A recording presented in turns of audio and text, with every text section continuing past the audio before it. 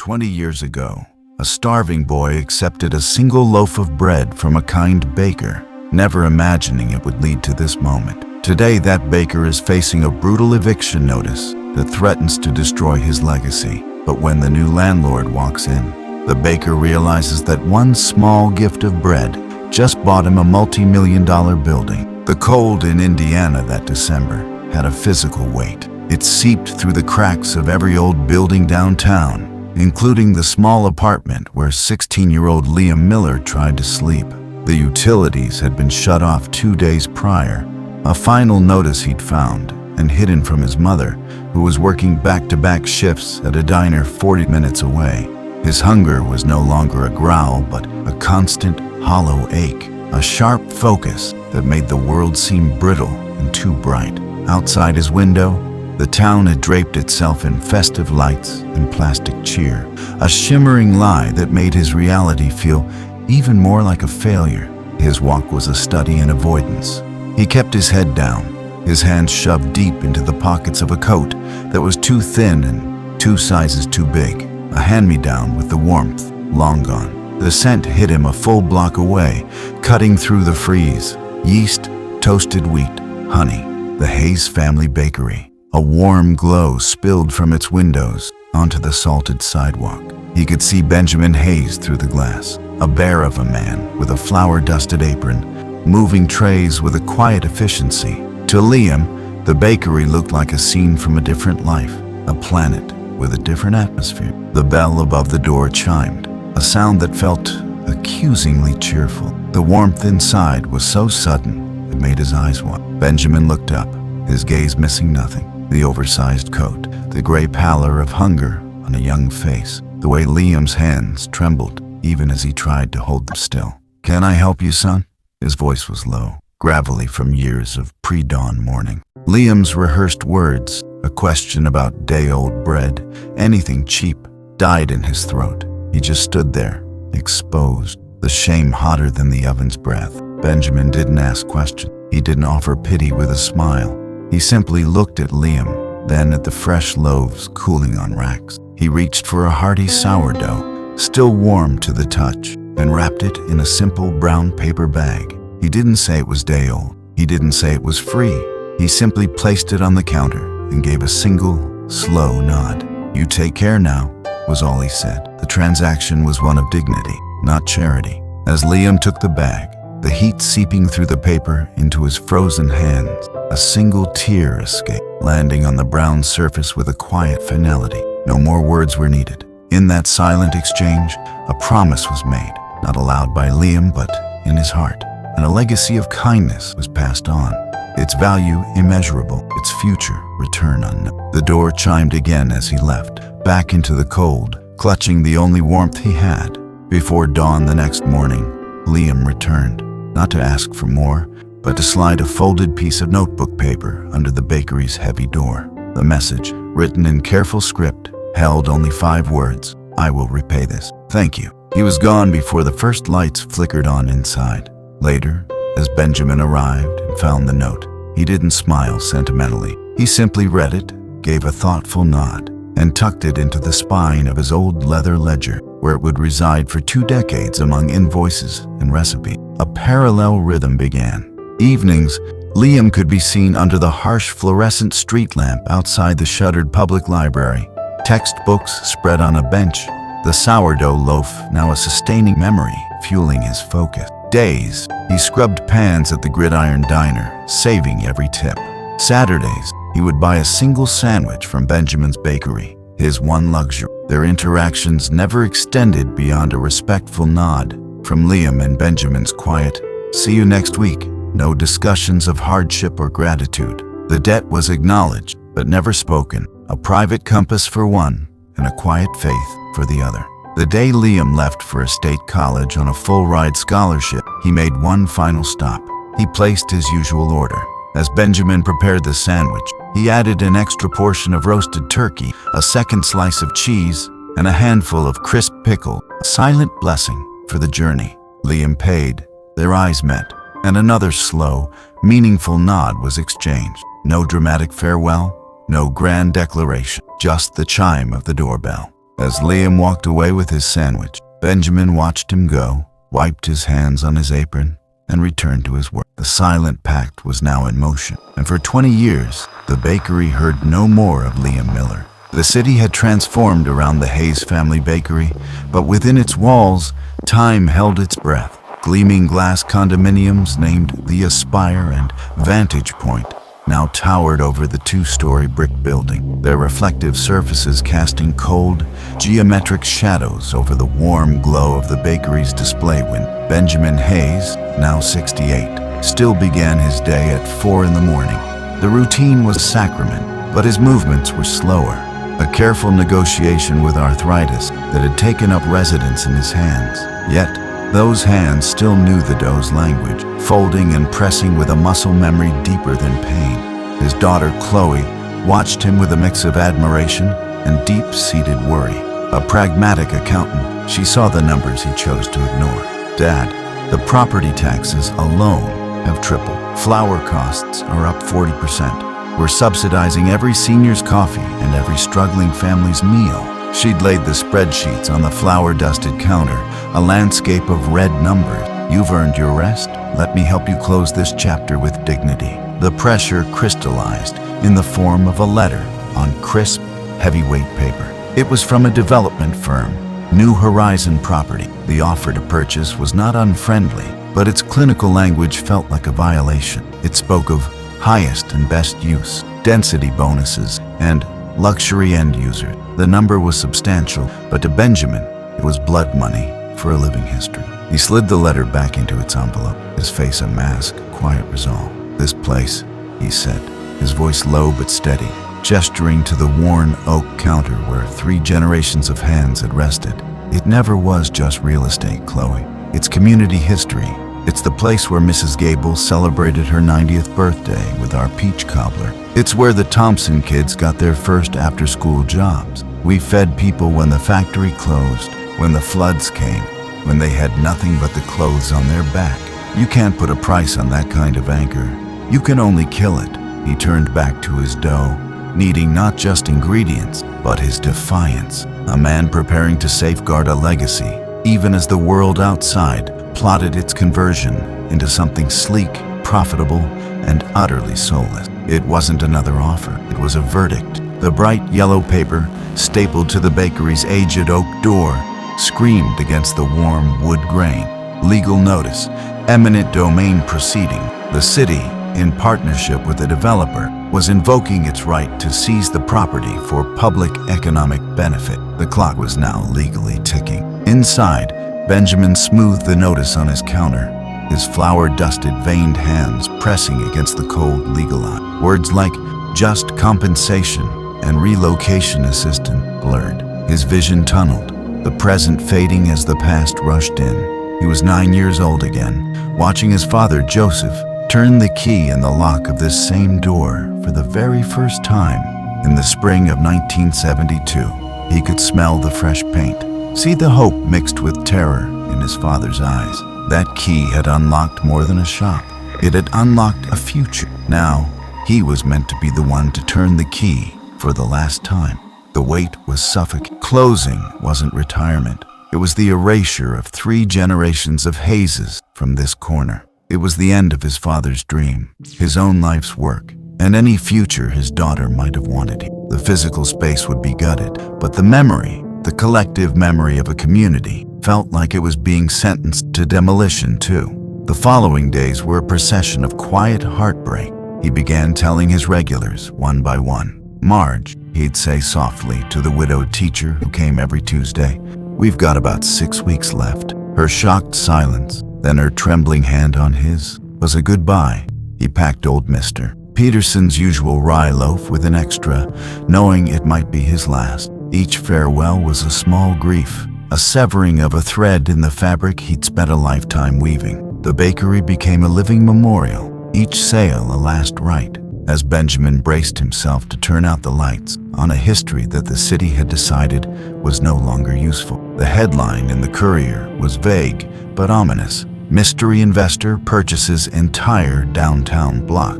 The article spawned rumors that swirled through the bakery like a cold draft. A tech billionaire from the coast, a faceless pension fund, a foreign conglomerate. To Benjamin's regulars, it was the final, confirming death knell. "See, Ben?" they'd sigh, stirring their coffee. "They've got it all sewn up." The formal letter arrived on thick, creamy stationery. The letterhead, Miller Holdings LLC, was embossed and austere. It requested, though the language felt like a command, Mr. Benjamin Hayes's presence at a meeting to discuss the transition of the property at 1217 Maple Avenue. It was scheduled for the following Tuesday at 10 a.m. The address was a 20-story steel and glass skyscraper that hadn't existed when Benjamin first started baking. On the day, he stood before the mirrored elevator doors, a stranger to himself. He wore his one good blazer, but beneath it, the faint, permanent dusting of flour on his trousers betrayed him. His reflection was a collision of worlds. The baker's stooped shoulders, framed by a lobby of marble and recessed lighting. The elevator ascended with a silent, wealthy sigh. The reception area of Miller Holdings was a monument to minimalism. The air was still and scentless. On the walls, massive, backlit architectural renderings depicted a future that made his heart sink.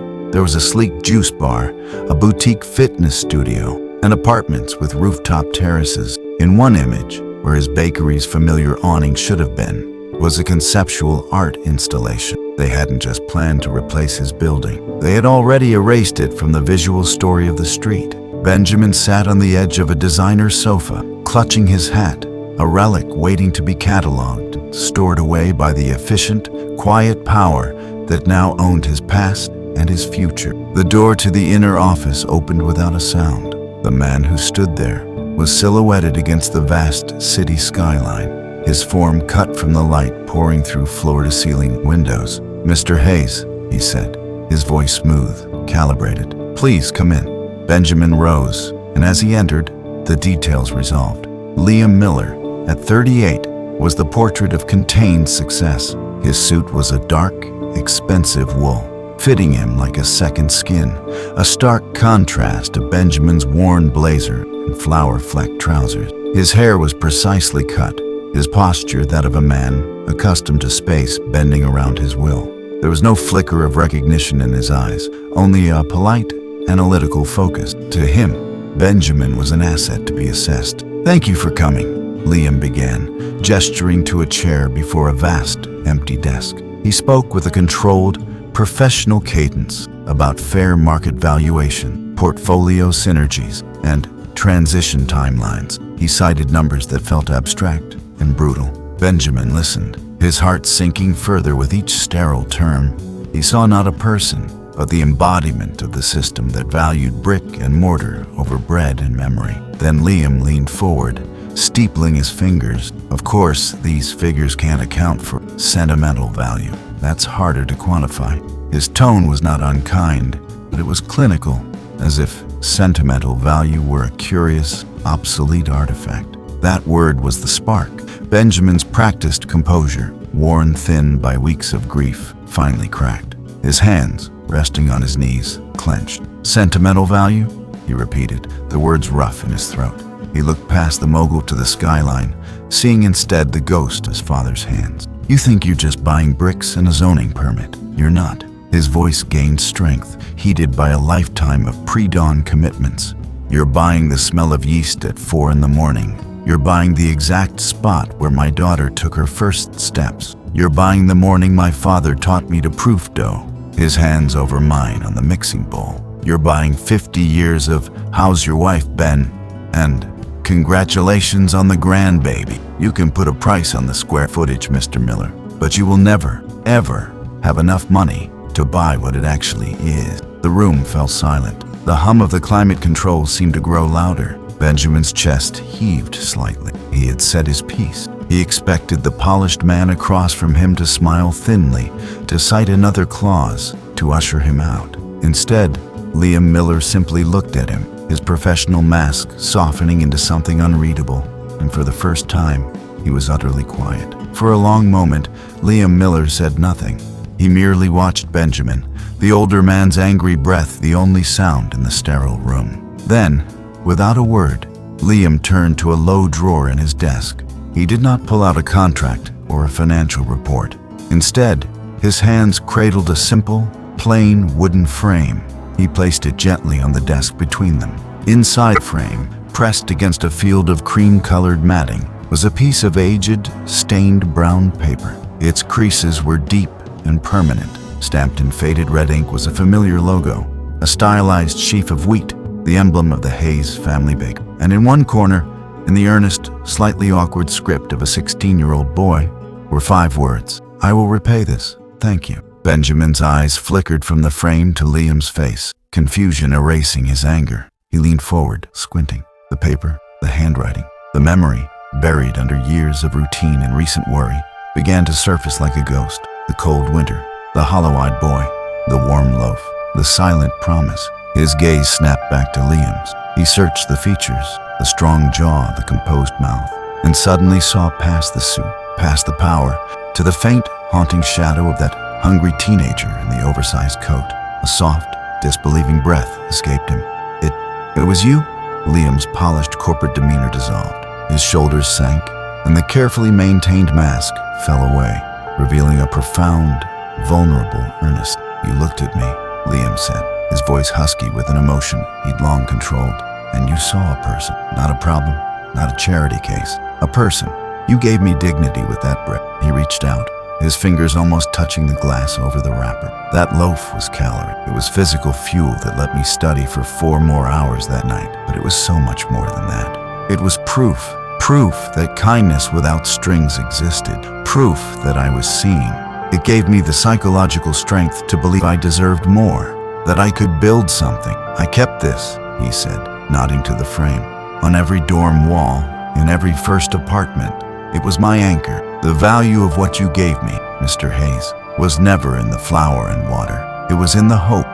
And hope," he finished, his eyes glistening but unwavering, "has the most powerful compounding interest of all."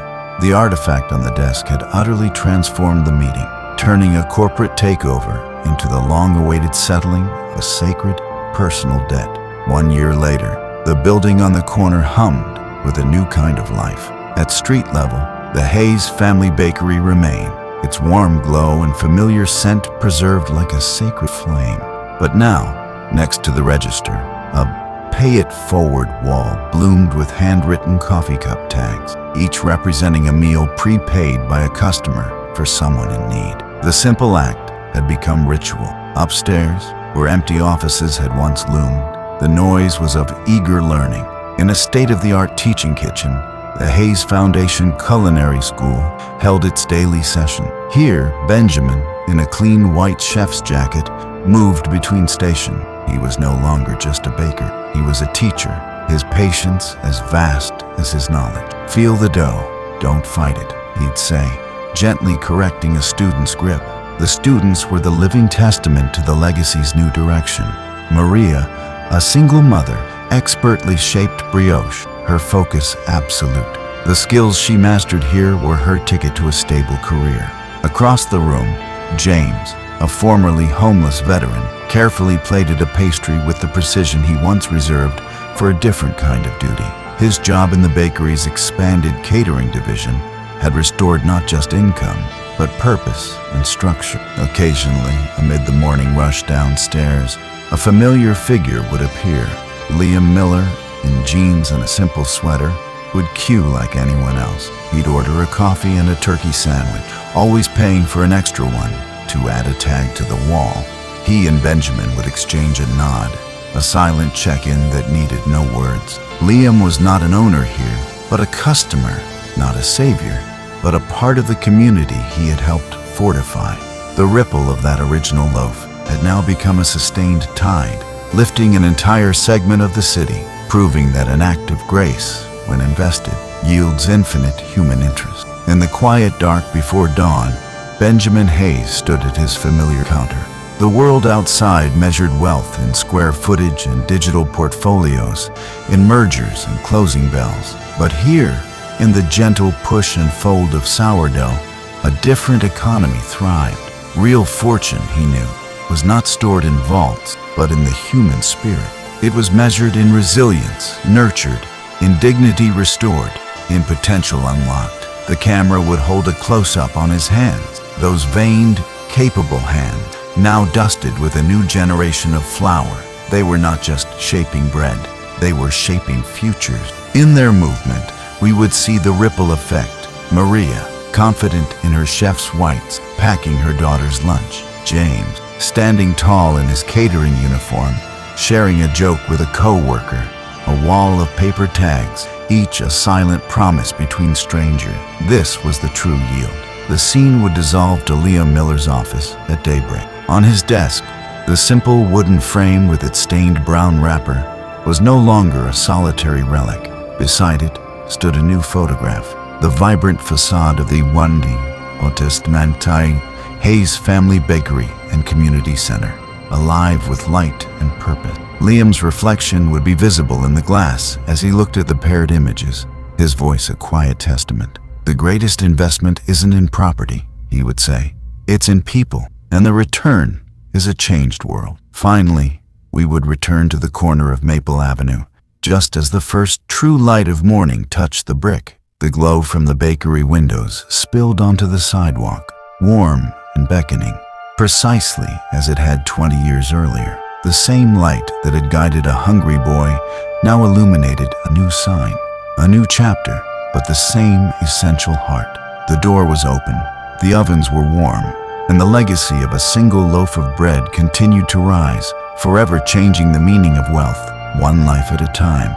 It provides a tangible framework for discussing social capital theory, how non-financial investments in relationships and community yield extraordinary returns. It contrasts extrinsic versus intrinsic value, using the bakery as a metaphor, its market price versus its irreplaceable worth as a community anchor. The story also illustrates the ripple effect in social systems, demonstrating how a single, contextually small act, a loaf of bread, can propagate through decades, altering trajectories and multiplying its impact geometrically through a community. Furthermore, it offers a profound lesson in alternative economics.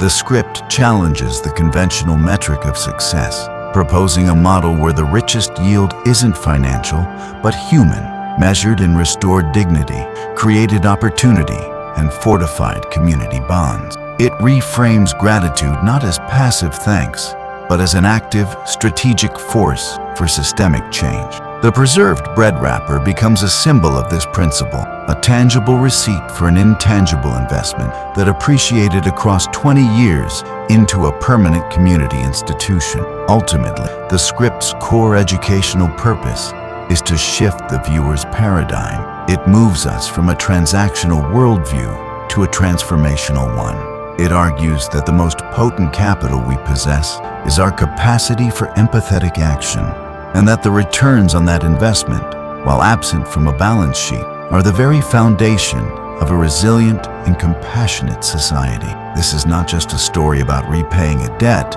it's a masterclass in understanding that true wealth is created and held communally, baked daily in the ovens of our everyday choices.